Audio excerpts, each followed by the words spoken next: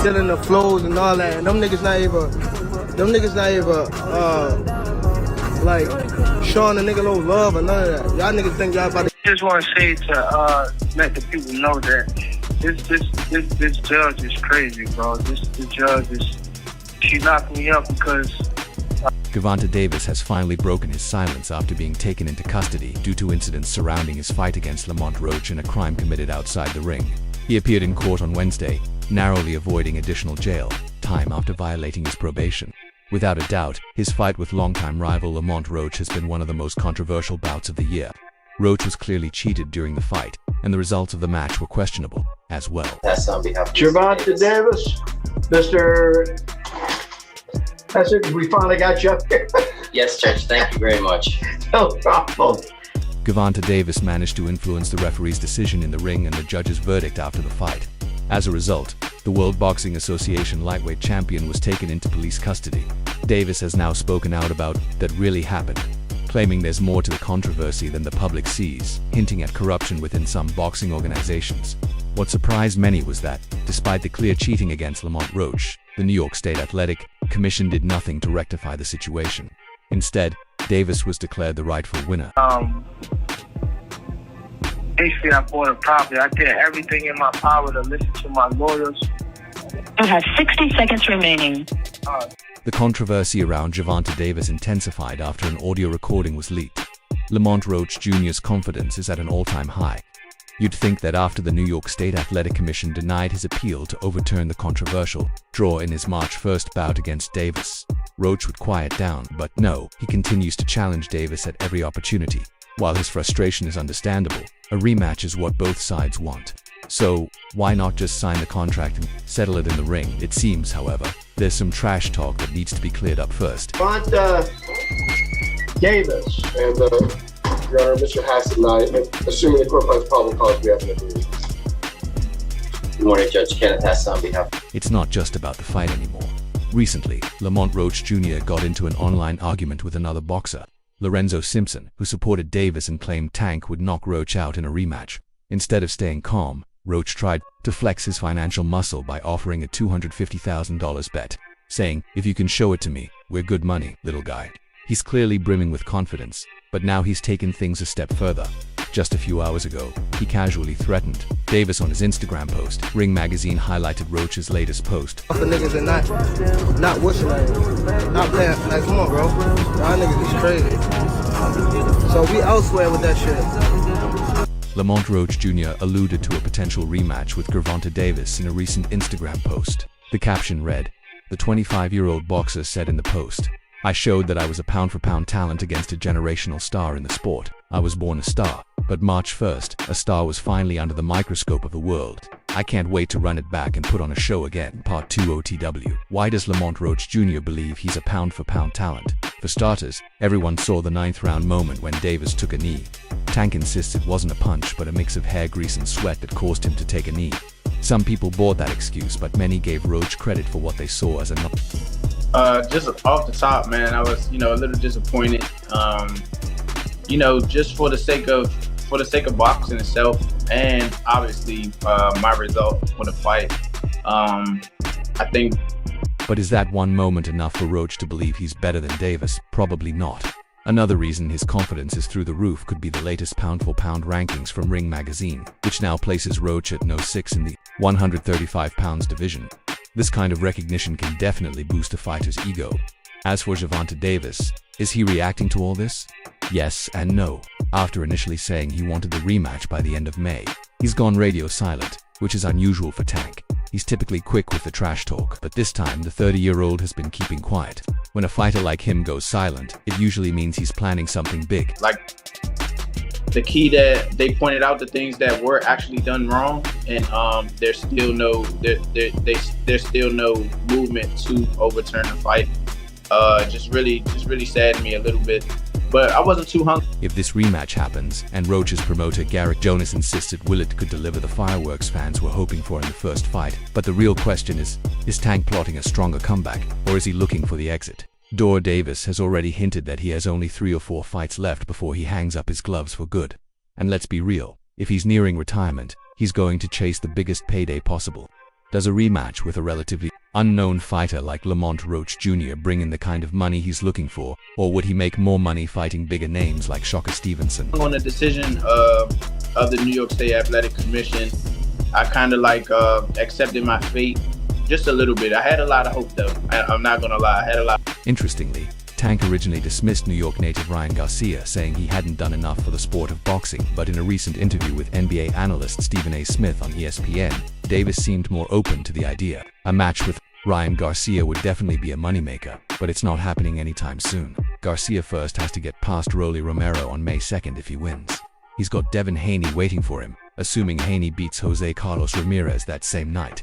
So, Tank versus Garcia 2 is a possibility, but it will take time. Tank may not have to spare, especially with Roach continuously challenging him. In my view, that I have to come with it all. I have to do more.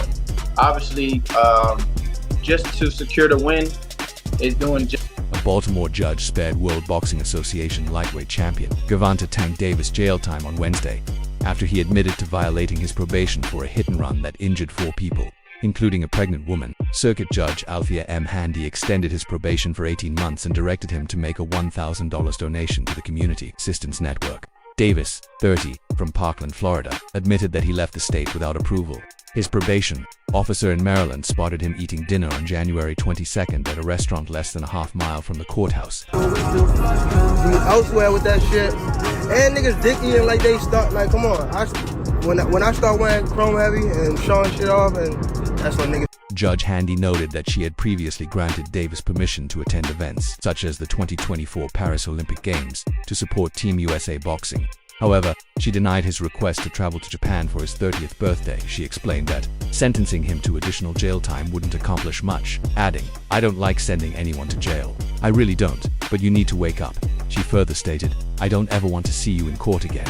Davis had been sentenced to 90 days of home detention in 2020 for the hit-and-run incident. The home detention, people, I listen to everybody to the T. She's mad that I bought a property, that's why I'm sitting in jail. Baltimore boxing champion Gervonta Davis pleaded guilty in a hit-and-run case during a hearing that marked the latest chapter in his legal saga. The boxer, who grew up in West Baltimore and boasts a record of 30-1, recently fought Lamont Roach to a majority draw. Davis pleaded guilty to 4 traffic offenses related to the crash, which occurred in the early morning hours of November 5, 2020. After running a red light in his 2020 Lamborghini Urus, Davis hit a Toyota Solara and slammed into a fence. She said that I shouldn't have. She wanted me to be in an apartment, a one-bed apartment. Judge Handy sentenced Davis to 90 days of home detention and 3 years of probation, citing a consistent pattern of disobeying the law. Davis was supposed to stay at the home of his longtime coach, Calvin Ford, but Handy revoked his home detention. After learning that Davis had been serving his sentence in a $3.4 million penthouse condo in Loke, Davis called Handy crazy on a now-deleted Instagram Live, claiming she locked him up because he bought a property.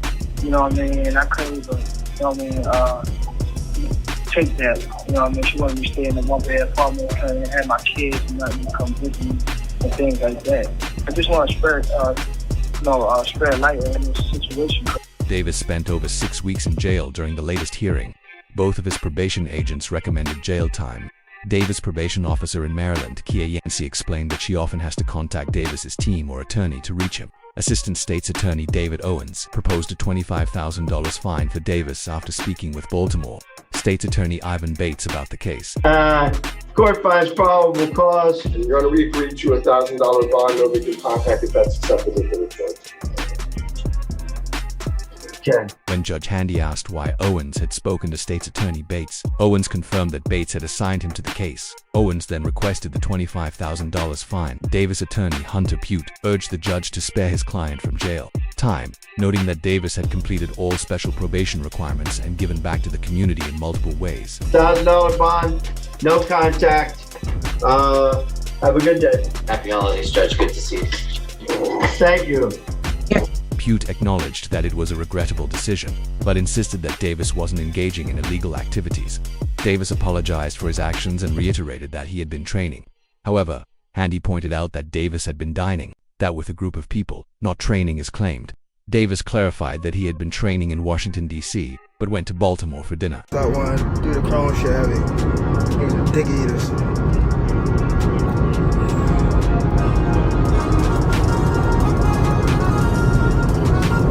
And I'm selling all my shit too.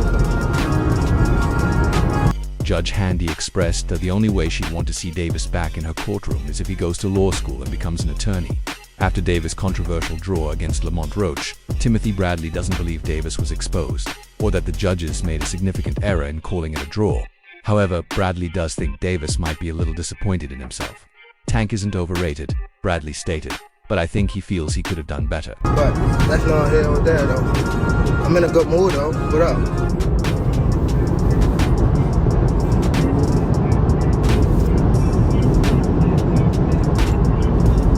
Copy can never be better than the original.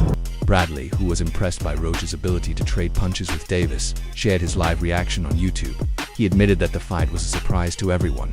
Considering Roach went toe-to-toe with a fighter who knocked out the same opponent Roach struggled with. Despite this, Bradley feels the judges' scorecards were solid, noting that scoring a fight live and remotely can often differ. All that. Shit, I just tell you about the knee. The knee was bullshit. Yeah, they made the rules up as, you know, of course, Tank the house fighter. They made the rules up. Yeah, that was bullshit. There should have been Bradley was especially impressed with Roach's ability to absorb punishment and continue fighting. Roach became the aggressor in the later rounds, even though he was hurt, and made Davis struggle in ways that weren't expected. Tank had his best moments in the 5th and 6th rounds, but Roach was relentless. It's called a knockdown. You can't take a break like that. The only person that can do that is the referee. The referee can stop the action and say, hey, let me take it to the corner so they can wipe it out. You don't get timeouts like that in boxing games. So that was bullshit. Though Bradley scored the fight for Roach on replay, he recognized that there were several close rounds. He felt that a 115 to 113 score in Davis' favor would not have been outrageous either. Despite feeling that Davis lost, Bradley acknowledged that the judges were experienced professionals. That should have been a knockdown, period.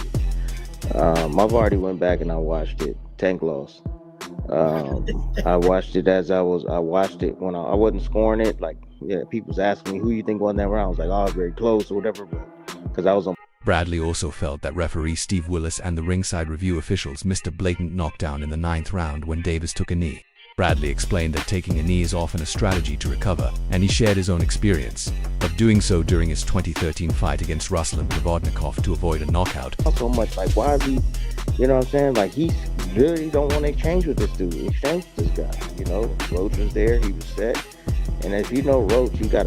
Bradley emphasized that the rules state a knockdown occurs when a fighter touches the floor as a result of a legal blow, regardless of the fighter's intent to take a knee.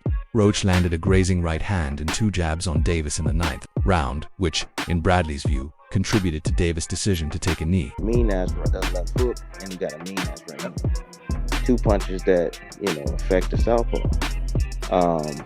Tank, in the beginning, I saw him trying to bait, but Roach was just really patient. Roach was patient, bro. He was tight, he was patient, and he wasn't really rushing in. And every now and then he'll make... There's no excuse for Tank saying he didn't know the rules about a knockdown, Bradley said. He's a professional, and he's been in the game long enough to understand them. Bradley speculated that Davis might feel disappointed in himself, knowing he could have performed better, but it's unclear if he'll address it. If I were Tank, I'd definitely revisit this, Bradley concluded. Requires you to, you know, to have great timing, to be able to slip and roll shots. Like, that was some old school shit that I saw inside that ring with Roach. I was like, holy shit, he's slipping and sliding and rolling and shoulder rolling, stepping back, you know what I'm saying, slipping to the side, you know, using that step 45, bam, coming back with the... There's a possibility he's not feeling this way. I think there's a chance he's thinking I'm going to revisit this when I want to revisit it. No one's going to tell me what to do. It's a draw. Fine, the judges got it. It is what it is, and I'm moving on. Then, Bradley's lingering competitive spirit flashed. But if I were Tank, to be honest with you, I would definitely revisit this. And that's all for now. For the very best updates on news, moments, events, and actions in the world of boxing, stay connected with us by subscribing to our YouTube channel. Don't forget to turn on notifications so you get alerted when we drop quality content like this. Until next time, peace out.